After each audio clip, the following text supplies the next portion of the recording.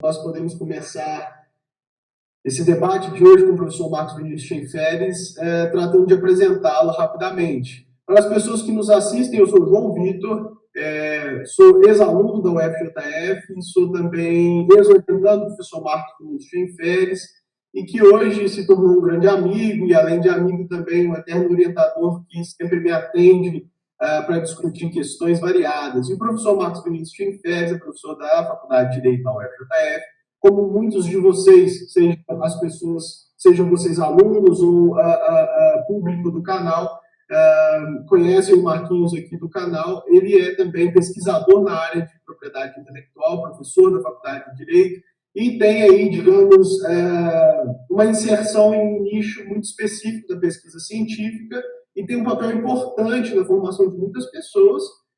Uma dessas pessoas sou eu, né? Eu sou, digamos assim, aspas, produto, fecha aspas, dessa formação que, digamos, rompe as fronteiras da sala de aula, mas, ao mesmo tempo, tento desenvolver hoje em dia no que faço, nas pesquisas que faço, grande parte desses aprendizados, né? E a ideia hoje é tentar conversar um pouquinho com o professor Marcos Vinícius Schenfeles sobre toda essa trajetória de pesquisa científica em um campo específico da propriedade intelectual, assim como passarmos aí por, digamos, adversidades, elementos positivos em todas essas relações de pesquisa e como isso estrutura a própria ideia de ensino. Antes de tudo, né, eu agradeço você por ter, digamos assim, se disponibilizado dentro aí da sua agenda para gravar essa conversa, que estará disponível para muitas pessoas assistirem e poderem também se enriquecerem com os seus conhecimentos, né? Bom, eu espero que você não fique acanhado, que possa aí se permitir falar sobre os assuntos, claro, assuntos esses que possam ser divulgados, evidentemente. E, Marquinhos, se você me permite conversar a nossa prosa, como a gente diz no interior, eu gostaria de perguntar a você como que a propriedade intelectual surgiu, digamos assim, no seu espectro de interesse, enquanto um pesquisador e professor, como que isso, digamos, começou a fazer sentido dentro da sua formação? João, antes de mais nada, muito obrigado pelo convite. Para mim é um prazer poder trocar ideias com você hoje como um parceiro mesmo, né? Como alguém que nós construímos juntos o conhecimento, né? Então nós crescemos juntos no processo, no fazer da pesquisa, né? Bom, essa pergunta ela é muito interessante porque, na verdade, quando eu terminei meu doutorado, eu me dediquei durante o tempo do doutorado muito para estudar concorrência entre empresas, concentração de empresas e tal. Bom, mas eu cheguei a trabalhar, né? Eu fiz mestrado e doutorado na UFMG, então era uma capital, um grande centro. Na época eu cheguei a fazer alguns trabalhos, né, de campo, assim, em Brasília, né, de vivenciar, né, mais não da pesquisa mesmo, mas de vivenciar como é que funcionava a Secretaria de Direito Econômico, o CAD. Então, todo o meu processo de formação, ele acontece muito nessa lógica, né, de uma economia voltada para a concentração de empresas e concorrência e abuso de poder econômico. Bom, quando eu volto para Juiz de Fora, para a Universidade Federal de Juiz de Fora, depois de terminado meu doutorado, era preciso redirecionar a pesquisa. Eu precisava redirecionar e localizar essa pesquisa. Bom, como que a gente contextualiza essa pesquisa? Eu tinha que contextualizar no lugar onde eu estava. O que era a Universidade Federal, qual era de Juiz de Fora, qual era o potencial dela. E aí eu fui percebendo, né, que não faria sentido estudar concorrência numa cidade de médio porte, né, interior do país, que era interessante pensar um outro tema que pudesse ser mais viável dentro de um contexto de uma universidade pública no interior do país.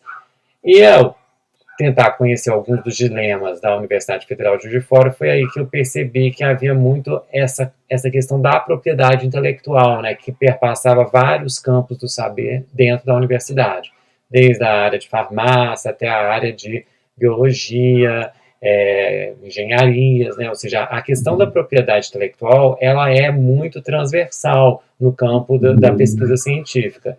E pouca gente no direito se dedica, né, à questão da propriedade intelectual. A gente vai vendo isso, principalmente se você parar a pensar no interior do país. Né? Isso é uma coisa interessante que eu até retomo com meus alunos. Agora eu tenho essa possibilidade de dizer, né, que de orientado e aluno virei professor. Isso é excelente, não é mesmo? Fruto aí de toda essa formação que tive aí com vocês.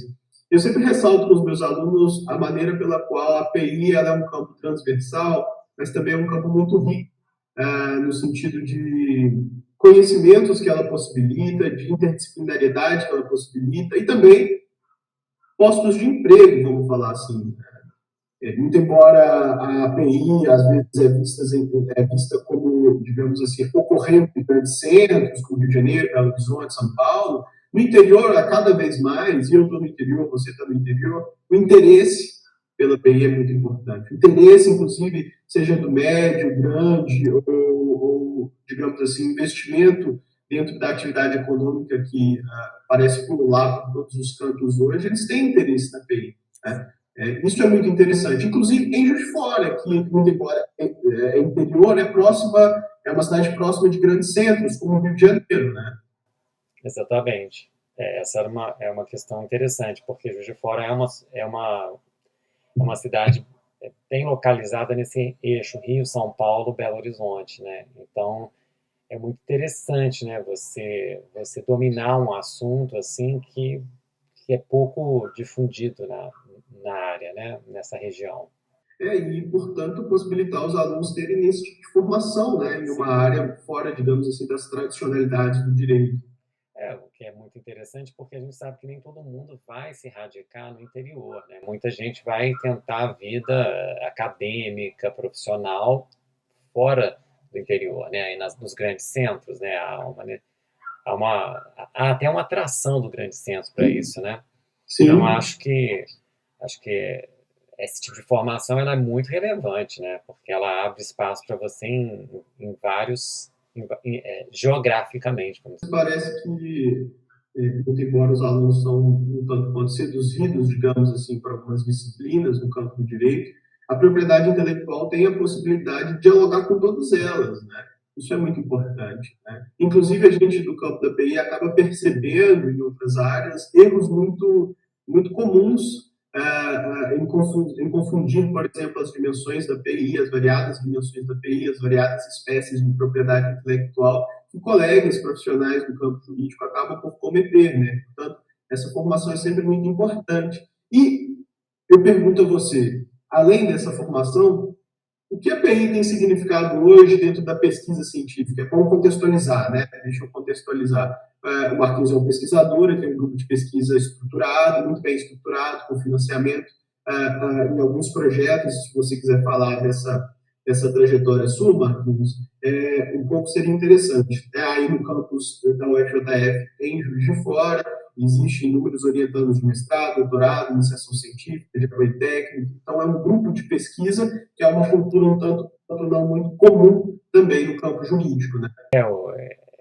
Eu acho que hoje, né, quando eu penso na propriedade intelectual, é importante a gente ter em conta, João, que a propriedade intelectual ela não é só a questão de você conceder para uma pessoa uma patente, ou registrar uma marca, ou um desenho industrial. Eu acho que a questão da propriedade intelectual, né, principalmente quando a gente pensa nos direitos autorais, né, que são os direitos de acesso ao conhecimento, quando você pensa na questão dos conhecimentos tradicionais, na proteção, né, da cultura, né, do folclore brasileiro, isso tudo está dentro dessa grande episteme, né, da propriedade intelectual. A propriedade intelectual ela não está num campo diametralmente oposto ao que a gente trabalha com uma noção dos direitos humanos, né? Eu acho que isso é muito importante. Quando a gente pensa em propriedade intelectual aqui no grupo de pesquisa, a gente sempre pensa a propriedade intelectual, a inovação e as relações humanas que advêm desse processo, né? Hoje a gente está começando a criar a nossa logo, né, do CEPIR, que é o Centro de Estudos de Propriedade Intelectual e Relações Humanas, porque a gente não pode desconectar ou descolar a propriedade intelectual das relações humanas, né, os pesquisadores que investem tempo, dinheiro no desenvolvimento de vacinas, de medicamentos. Você tem que pensar também na questão do autor, né, do intelectual que produz uma obra, e como que se essa obra vai de fato alcançar o fim dela, que é levar o conhecimento a outras pessoas, né? Então, todo esse processo, né, porque durante muito tempo acho que a gente pensou na propriedade intelectual, ou pensa na propriedade intelectual como essa relação, né, de se proteger uma criação do espírito, né? Assim, essa noção meramente protetiva de uma criação do espírito, quando na verdade a propriedade intelectual, né, o mais importante dela não é a relação de titularidade ou de propriedade, mas é a relação de proteção daquele direito subjetivo, né, que está ali de alguma forma, né, e quando eu digo um direito subjetivo, isso é na ideia de que você tem o direito a essa proteção, e de que essa proteção ela não pode ultrapassar os limites, né, que eu acho que são esses limites aí dos direitos fundamentais, né, até que ponto esse direito fundamental, né, que é o direito de propriedade intelectual, ele não pode ultrapassar outros direitos fundamentais, né, ou colidir com outros direitos fundamentais.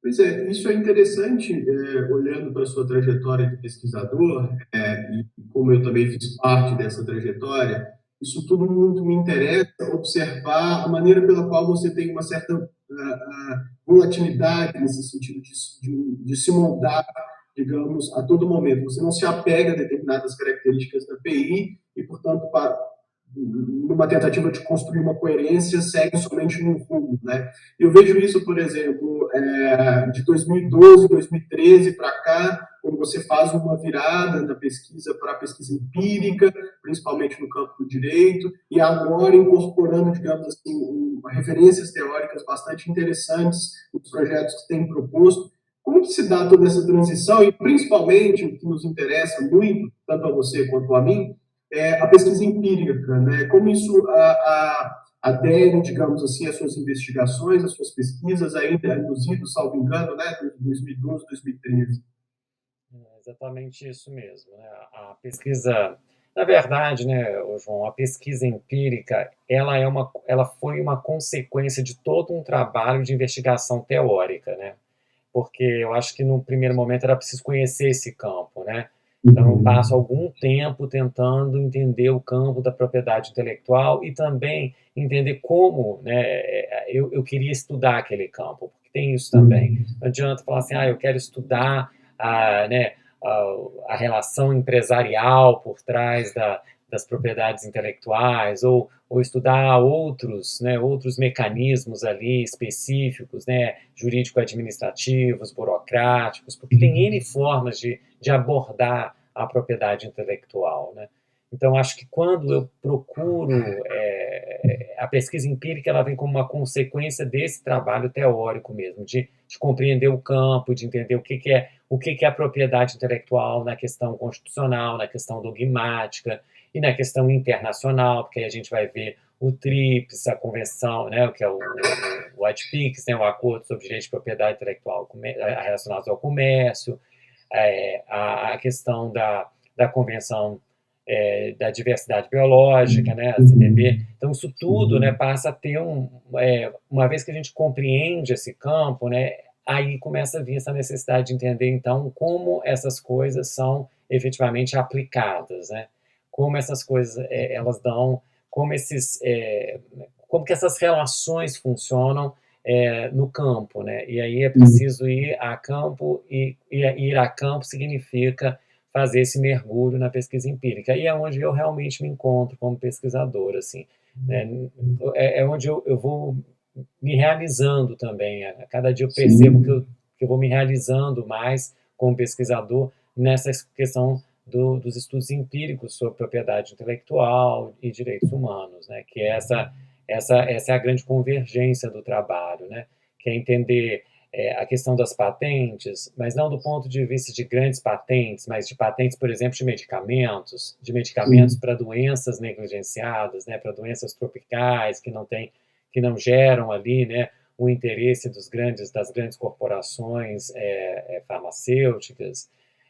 A questão também, né, da proteção dos conhecimentos tradicionais, dos conhecimentos dos indígenas, a partir de plantas nativas da Amazônia, do Brasil. Então, isso tudo, né, e aí a gente vai explorando essas contradições de um sistema jurídico, né? E para explorar essas contradições do sistema jurídico é preciso ir a campo, é preciso ver como é que essa legislação é de fato aplicada. E como é que você verifica essa aplicação da legislação? Você vai verificar a aplicação dessa legislação a partir mesmo do estudo dela, né, da legislação e também do produto dessa legislação. Então, a gente vai estudar os depósitos de patente, as patentes concedidas. A gente vai estudar, por exemplo, agora a gente está num estudo mais específico, por exemplo, do conhecimento tradicional, da questão do acesso ao conhecimento tradicional associado, a partir de resoluções do Conselho do Patrimônio Genético, o CEGEM. Então, isso tudo passa a ter uma importância, né, porque eu digo assim, são os desdobramentos da legislação.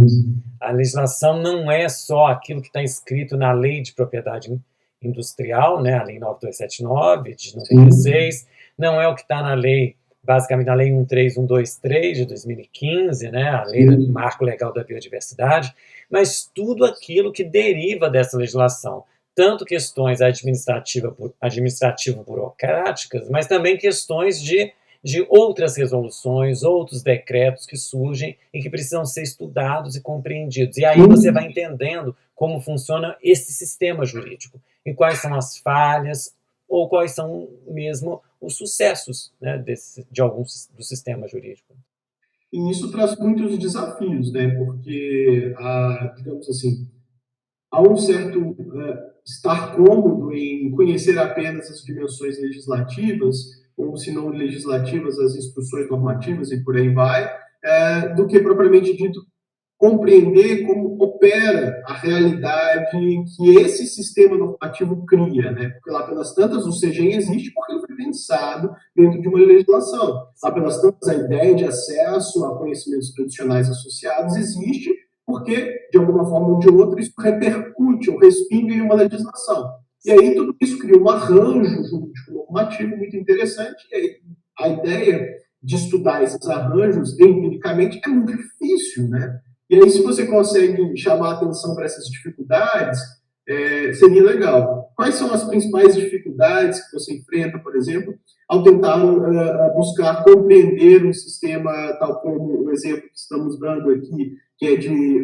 patentes e conhecimentos tradicionais, os arranjos normativos envolvidos aí na lei de PI, na lei de propriedade industrial, assim como, digamos assim, a sistemática normativa que se sucede também com o advento do Marco Legal da Biodiversidade, que é a Lei 13123. Quais são, digamos assim, os aprendizados com essas dificuldades e o que você fez, vamos dizer assim, trocando em miúdos, para ir a campo? Eu acho que as grandes dificuldades que surgem, João, têm a ver como essa legislação é construída.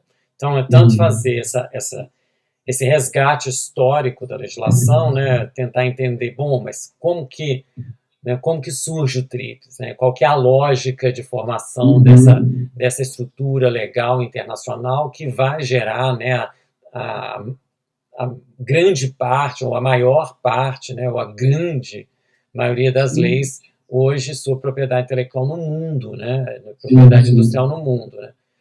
E, por outro lado, também a gente começa a entender que existem uma série de decisões, diretrizes administrativas do INPI, do próprio Conselho, né, do Patrimônio Genético, ou seja, então, todo esse processo, e a gente pensa também no processo de do chamado Tratado de Cooperação de Patentes, né, que é o PCT, né, que você vai ter uma série de estruturas burocráticas que são criadas, e essas estruturas burocráticas, bom, aí a gente começa a ver os problemas com as estruturas burocráticas, né, a dificuldade do acesso aos dados, a dificuldade de compreensão daqueles dados, né, porque aí quando a gente vai estudar, por exemplo, o processo de depósito de patentes internacionais no Patent Scope, né, que você teve uma grande experiência sobre isso. Como que o Patent Scope, né, por mais que eles tenham cada vez mais evoluído na tentativa de construir uma estrutura eficiente, ele é feito justamente para atender quem já tem poder no campo da propriedade intelectual, né, da propriedade industrial, quem domina, né, o aparato burocrático, quem já tem uma expertise na construção daquele linguajar do chamado relatório circunstanciado, das reivindicações de patente, né? Porque cada vez que você entra com um pedido de patente, é importante que fique bem claro as reivindicações, o que você está querendo, o que é de novidade, o que tem de aplicação industrial, né? O que distingue o seu produto, né, do estado da técnica, do que já existe aí no mundo de hoje, né, para falar numa linguagem simples, né? Então, essa é uma estrutura, né, muito complexa e difícil compreensão, né, vamos dizer assim, não é muito fácil de navegar por essas estruturas. Quando você pensa, por exemplo, um outro trabalho que né, eu tenho uma orientação de mestrado, né, nessa área do Conselho do Patrimônio Genético, né, a gente vai tendo dificuldade mesmo ao acesso à informação, né? E que é justamente isso. Hoje, apesar de a gente ter uma lei de acesso à informação, a gente sabe que essa lei de acesso à informação ela alcança muito também os órgãos públicos, né? Então, essa não é uma lei que você vai poder usá-la sempre, inclusive para conhecer determinadas questões que estão sob sigilo, né? Então, você tem uma série de questões de confidencialidade em torno, né, das questões de propriedade intelectual. Então, são grandes desafios mesmo, né? Cada vez que você vai se jogar a pesquisar sobre questões envolvendo o poder econômico, a gente vai ter dificuldade de compreender ou de lidar com essas estruturas que são feitas mesmo para os grandes, né, para os grandes detentores do poder econômico no mundo, né? Pois é, mas ao mesmo tempo você desafia, em alguma medida, a compreender essas estruturas e a buscar dados nessas variadas bases de dados, né? Sim. Seja o Patent Scope e tudo mais. Isso, claro, com muita dificuldade. Sim, essa é uma outra parte, né, João, que a gente vivencia isso a todo momento, né? Eu digo assim, que todo esse processo de pesquisa, ele é um processo de erro e de aprendizagem, né? A gente erra muito, né, na questão da análise dos dados, né? Por mais que a gente tenha todo o cuidado na coleta, na análise, na interpretação, é muito difícil, muitas vezes, né, a gente compreender essas estruturas de forma a produzir inferências, vamos dizer, minimamente, ou inferências que de alguma forma, né, deem para a gente uma segurança do que a gente pode extrair daquele universo ali, né? Então, muitas vezes a gente estuda, por exemplo, depósitos de patente, né? A gente já passou por isso. Mas se a gente não...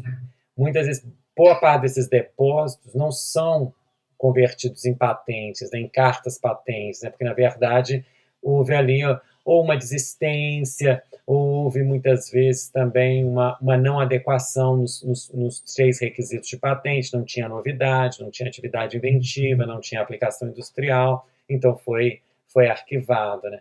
Então, esse foi uma primeira questão. Nem sempre a gente consegue ter com clareza, né, se aquele depósito já foi julgado até o final, né, se aquele pedido de patente, né, quando você deposita, quer dizer que você está fazendo o pedido de patente, mas não quer dizer que você vai ter concedido a carta patente, né? Então, assim, é uma das questões que a gente aprendeu também, né, que muitas vezes para dizer, olha, de fato o conhecimento foi apropriado, o conhecimento tradicional foi apropriado para uma determinada empresa. Bom, a gente tem que perceber se de fato ela obteve a concessão da patente. Mas aí, ao longo do tempo, a gente vai percebendo, né, e eu fui percebendo isso também, Porque a mera existência do depósito, para mim, já significa uma quebra de uma, vamos dizer assim, é uma desconsideração pelo conhecimento tradicional. Quer dizer o seguinte, olha, isso aí está livre, mas eu quero me apropriar disso. Há um desejo de apropriação.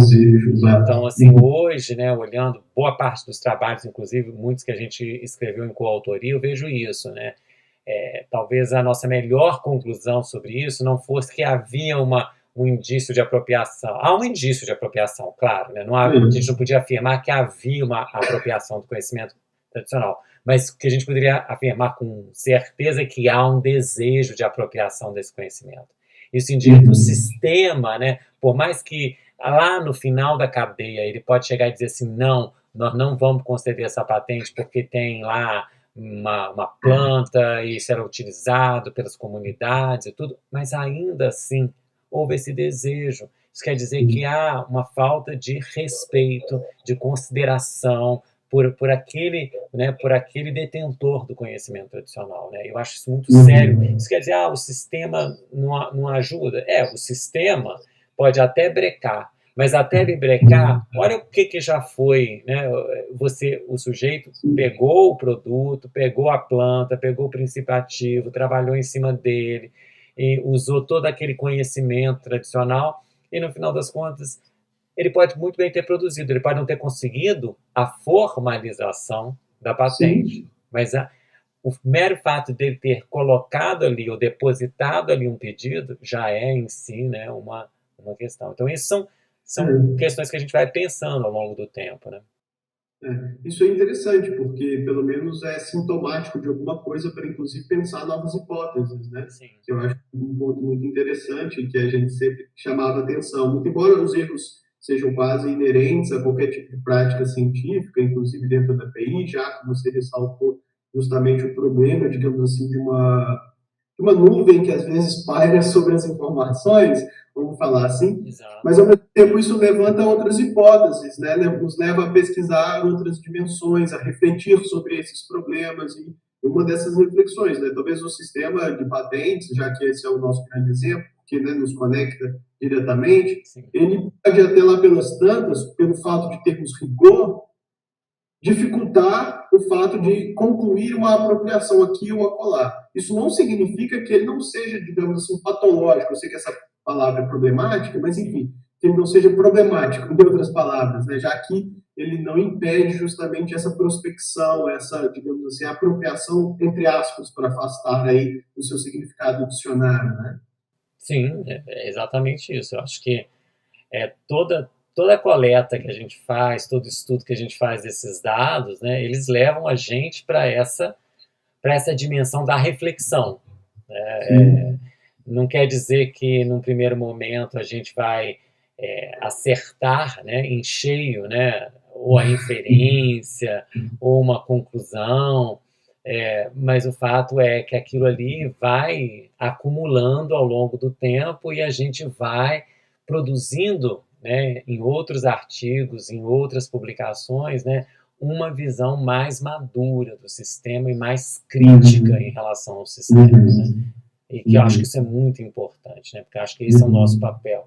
Eu sempre digo assim, a questão não é a gente vamos abolir a propriedade intelectual, não. Vamos entender as falhas desse sistema.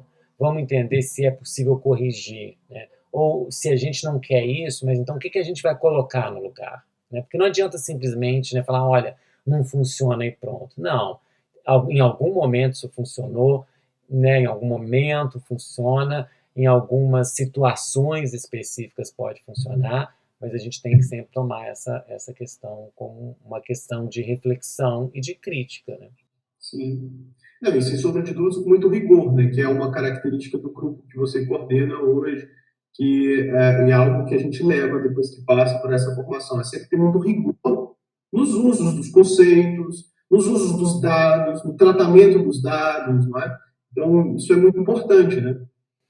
Isso é uma coisa que eu insisto muito, né? Porque a partir do momento que você, né, tem um grupo de pesquisa e a gente trabalha colaborativamente, então nós nos tornamos dependentes uns dos outros, né? Então, eu como líder do grupo, né, eu distribuo funções, né? Eu distribuo competências, atribuições ali dentro. Então, eu tenho que confiar naquelas pessoas para que elas determinadas questões sejam feitas, né, com o mesmo rigor, né, por todos os e todas as envolvidos, né? Então, assim, eu acho que isso é o grande desafio, né? É você confiar, né, e a pessoa tem que entender o valor dessa confiança, né? E a importância que ela tem na construção desse conhecimento, dessa pesquisa coletiva, né? Isso realmente é muito desafiador, né? Porque não é só uma orientação, digamos assim, no estilo mais clássico europeu, de que o sujeito te procura quando é necessário para esclarecer umas dúvidas aqui e acolá. Não, é uma relação colaborativa, justamente aí que as coisas se tornam ainda mais complexas, né? Exatamente, né? Porque é muito essa coisa assim, né, do pesquisador individual, né? E uma coisa que para mim sempre eu tive muita dificuldade de lidar com isso desde que eu voltei assim para assumir a minha atividade de professor, né? Porque a gente, quando é professor, a gente entende que a gente tem que passar o conhecimento e tem que compartilhar esse conhecimento e, ao mesmo tempo, construir conhecimento junto, né? Então, Sim. imagine, eu sempre tive esse desejo mesmo de levar isso para o campo da pesquisa, né? Eu não sou aquela pessoa que faz tudo sozinho, né? Eu sou aquela pessoa que vai tentar catalisar, organizar, orientar, ajudar no design metodológico, mas eu não sou aquele que vai estar lá até coletando dado ali na ponta, né? Eu preciso que outras pessoas façam isso para que eu possa cuidar de outras partes do processo, né? Então, é uma divisão de funções mesmo, de tarefas, e isso precisa ser muito bem feito, né? E muito bem respeitado, porque se isso não for feito com rigor, com propriedade, a gente perde em qualidade sempre, né? Dessa coisa de, você, como uma mônada isolada, eu não acredito que você produza nada, entendeu? Acho que hoje, no mundo de hoje, a gente precisa uns dos outros e a gente tem que entender que o processo de construção do conhecimento não é isolado, não é, de um para um. Você adquire informação sozinho, né? Sim. No recesso do seu lar, né?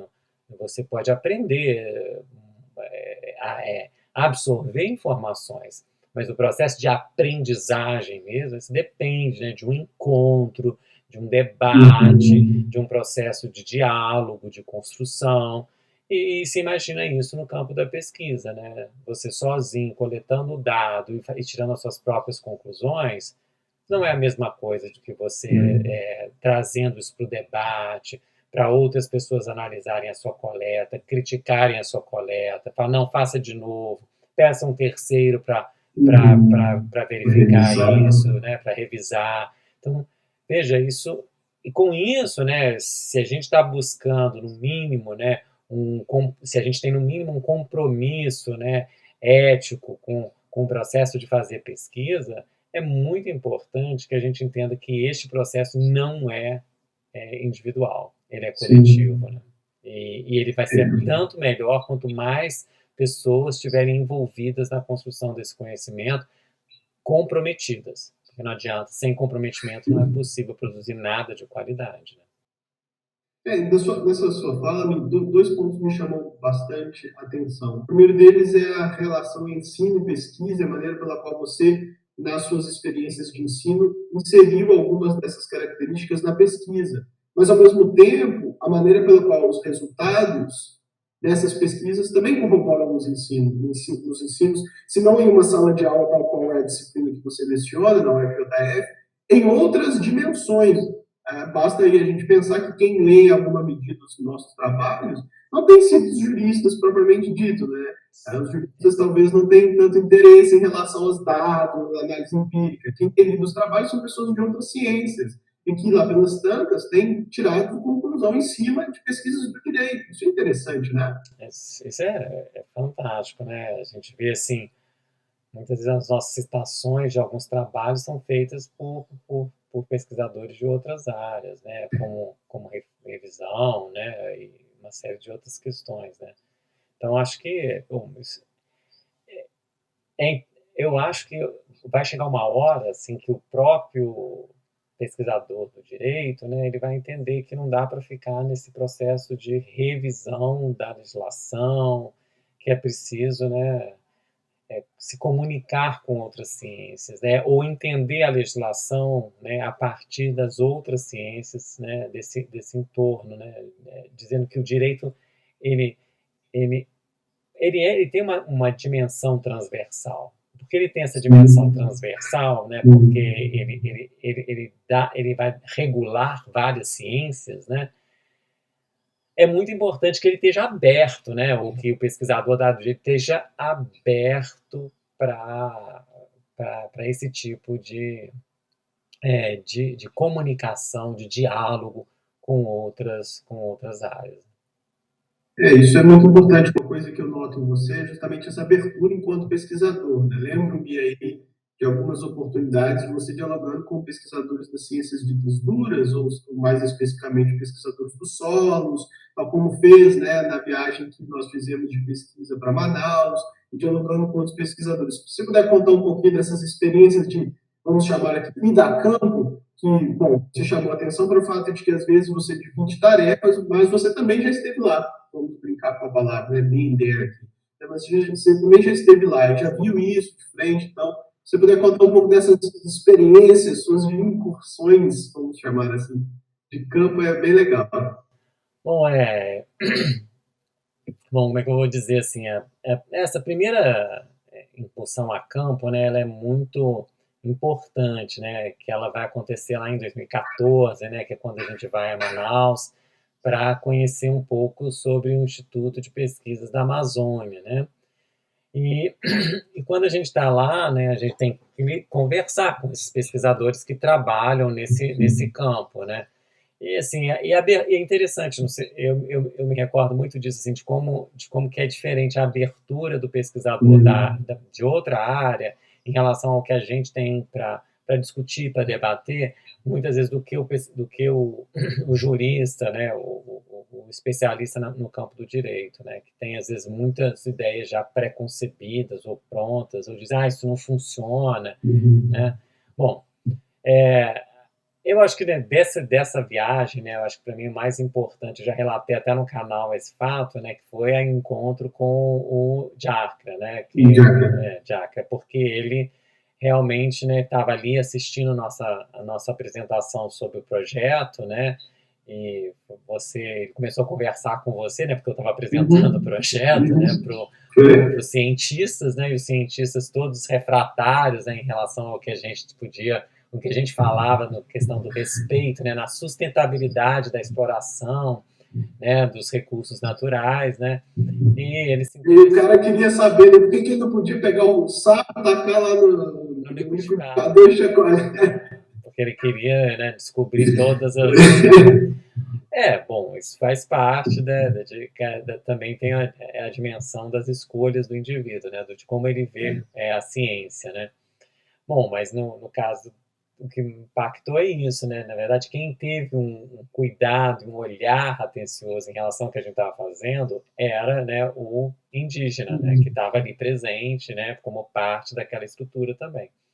E é ele que também vai nos ajudar, né? Que é a primeira ajuda fundamental para uma série de trabalhos que a gente vai publicar depois, tem a ver com esse encontro com ele, das plantas que ele apresentou para a gente, né? Das formas, da forma como ele conduziu a gente aqui naquele campo, né? E é como eu te falei, né?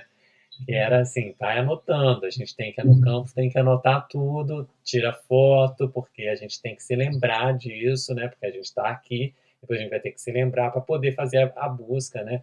Dos relatos etnográficos sobre essas plantas, né? Se existem alguns relatos etnográficos, a gente vai ter que verificar os nomes científicos, as questões, né?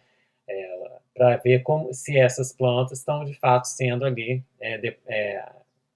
patenteadas, né, ou mesmo, né, os depósitos estão sendo feitos, né, os pedidos de patente. Bom, essa foi uma questão muito interessante, né?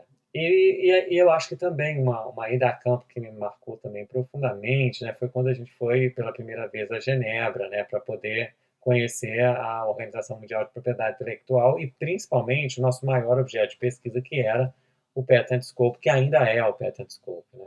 Então, Sim. a ideia era, e foi muito elucidativo, vamos dizer assim, né? Assim, as explicações que a gente recebe, a forma como funciona a estrutura ali, aquilo tudo é muito importante, né?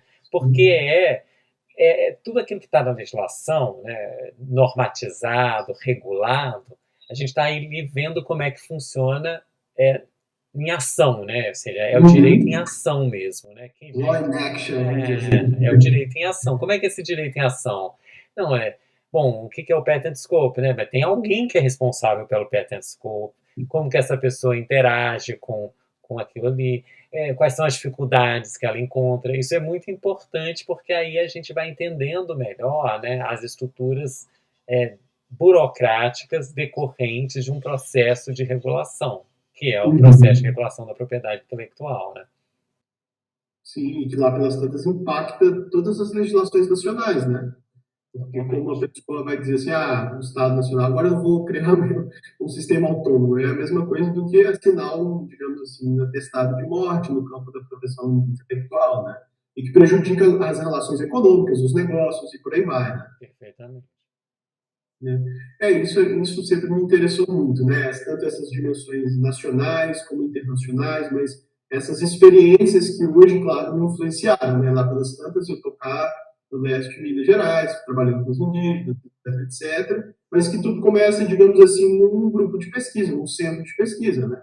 E assim como eu, muitas outras pessoas, diretamente ou indiretamente, continuam a levar isso, né, à frente, né? Seja no Rio, seja em São Paulo, né? Muitos dos seus orientandos e orientandas estão aí, digamos, se não vinculados ainda a você, mas continuam desenvolvendo grande parte dessas bagagens que fomos conquistando, inclusive profissionalmente falando, né? Tem algumas pessoas que estão aí desenvolvendo, advogando, não somente advogando, trabalhando em instituições não governamentais ou em órgãos do governo, o próprio Jordan, que a gente vai tentar conversar com ele, está aí, né, trabalhando bem e tal. Isso é tudo muito interessante, mas queria eu agora fazer uma provocação, ou na verdade uma pergunta a você, que é essa mudança que você tem feito, que você já ressaltou no início da sua fala, em relação, né, a essa perspectiva das relações humanas e além disso essa perspectiva dos direitos fundamentais, mas também a mudança que você tem feito nos projetos que estão sendo orientados mais para certos paradigmas de pesquisa. Isso se deu, digamos assim, por conta dos dados ou foi uma decisão assim, vou mudar as minhas referências agora? Eu acho que nenhuma decisão assim de redirecionamento de curso, de pesquisa, ela acontece ao arrepio dos dados, entendeu? Ao arrepio das conclusões precedentes, né?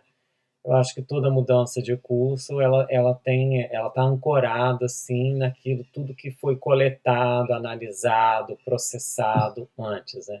Então, eu não vejo aqui, para ser sincero com você, João, eu não vejo isso aí como uma coisa assim, eu resolvi mudar. Não, é um processo de construção. Foram coisas que foram sendo depositadas no espírito e tal, e aí foram abrindo essa percepção, né? A percepção para outras perspectivas teóricas e tal, e até mesmo abordagens de métodos novos de pesquisa empírica, né? Tudo isso é fruto, né, do processo de interpretação, análise, coleta e processamento desses dados.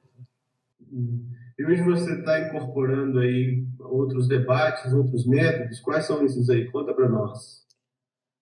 Olha, Ou precisando desenvolver ainda. eu acho que acho que a coisa mais importante que eu acho que eu percebi, né, durante esse tempo, é que muitas vezes quando são as fragilidades que eu vejo assim no meu grupo, assim, na forma como a gente vai pesquisar, né?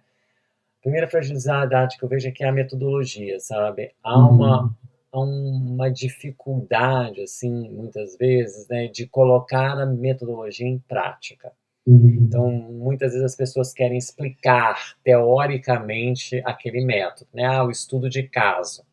Então, ele quer explicar o que é o estudo de caso e tudo, e se esquece de que a questão não é explicar, por exemplo, no artigo, no produto final, o que é o estudo de caso. É ver, bom, nós vamos fazer um estudo de caso por quê? Uhum. Então, o que a gente tem aqui para dizer que isso é um estudo de caso e não um caso de aplicação de teoria fundamentada dos dados? Ou apenas um caso de coleta ampla de dados, né? E a gente tem que usar aqui, né, a, basicamente as regras de inferência lá de Epstein-King, e nós vamos nos ater à questão da replicabilidade, da confiabilidade, etc. E aí nós estamos aqui fazendo esse tipo de trabalho. Nós temos uma amostra grande, então essa amostra grande não exige da gente fazer um estudo de caso, uma teoria fundamentada dos dados, basta a gente fazer mesmo ali uma, um processo inferencial sobre aquela amostra que a gente tem. Então, assim, acho que essa é a grande Uhum. dificuldade que eu percebo, né, que muitas vezes as pessoas, elas, isso de um modo geral, eu mesmo, durante algum tempo, a gente fica muito preocupado, né, com essa questão da teoria que a gente Uhum. aprendeu de algum autor sobre o estudo de caso, sobre é, a teoria fundamentada, ou qualquer outra, etnografia, o que for, né, ou entrevista. Mas eu acho que o mais importante que eu tenho aprendido é que muitas vezes a gente tem que entender o que a gente está pesquisando. Qual é o Uhum. nosso objeto? Qual é o nosso objetivo de pesquisa? Aí, uma vez que a gente entende o objeto, o objetivo, e aí a gente é capaz de formular uma pergunta que seja coerente com o método que a gente vai precisar usar. Então, assim, não Uhum. adianta você, eu formulei minha pergunta, qual o método que eu uso? Eu falei, bom, essas coisas elas acontecem meio que simultâneas, né? Você não pode, assim, vou fazendo em partes. Acho que o Uhum. mais importante é isso, que eu sempre digo, assim, procura saber quais são os seus dados, né? Ainda que você não tenha uma coleta já pronta e acabada, faça uma coleta preliminar. Vamos dar uma Uhum. olhada nesses dados, né? Vamos Uhum. verificar esses dados. O que eles mostram para a gente? Em que ponto eles incomodam a gente? E a partir Uhum. disso a gente começa a pensar uma pergunta, um método. Sem falar, né, João, também que a gente acaba melhorando do ponto de vista mesmo das referências teóricas, né, dos Ah, referenciais claro. teóricos, né, que você passa a ver a partir de um olhar mais crítico sobre os dados, sobre o objeto da pesquisa, a gente vai produzindo, né, a gente vai em busca de referências teóricas também mais Uhum. críticas, né, então isso também estimula a gente a fazer até uma revisão, né, da literatura mais qualificada sobre o assunto, né. Bom, Marquinhos, eu sei que as coisas vão encaminhando para certos fins, né? Como tudo na vida, e a gente não pode se estender muito, porque as coisas acabam ficando chatas e a gente perde a atenção das pessoas que gostaríamos de ter. Então, eu agradeço muito novamente essa rápida prosa que nós tivemos. Agradeço também toda a formação que você proporcionou não só a mim, mas a muitas outras pessoas, e agora aos alunos de teoria jurídica da empresa, que vão poder também assistir esse vídeo. E então você aí, mesmo que online, transcende os muros, digamos assim, da sala de aula da UFJF Campus Sede, chega aqui em Governador Valadares, no campus avançado, que sem sombra de dúvidas compõe parte da sua história aí, digamos assim, também administrativa, mas isso é águas para outros momentos, não é mesmo? Enfim, muito obrigado a você, muito obrigado a todas as pessoas que podem assistir esse vídeo, por terem assistido, por terem interesses, né, em debater aí. Hoje, o Marquinhos, professor, pesquisador, e eu aqui orientando, sempre muito curioso, que sou, né? Enfim, muito obrigado a você, Marquinhos. João, eu que agradeço assim pela oportunidade de trocar ideias com você, porque isso a gente aprende muito nesse processo, né? Muito obrigado mesmo, foi super bacana assim a gente poder falar um pouco sobre essa trajetória, né? E é isso mesmo, você também deixou muitas marcas aqui em mim, eu melhorei muito a partir de muitos nossos debates, das nossas, né, das, das, das inquietações, né, das nossas inquietações coletivas, né? Foi muito bom, eu fico Pois é. feliz de poder estar participando desse momento aí agora com você, né, já nessa etapa da vida, né, o que me deixa muito feliz saber que você optou por isso, né, por essa questão Uhum. acadêmica, né, de pesquisa e de ensino. E muito obrigado, e de coração mesmo, pela oportunidade e pelo convite. Bom, eu que agradeço e obrigado a todo mundo que assistiu, não é mesmo? Tchau, tchau, então, pessoal. Então, obrigado.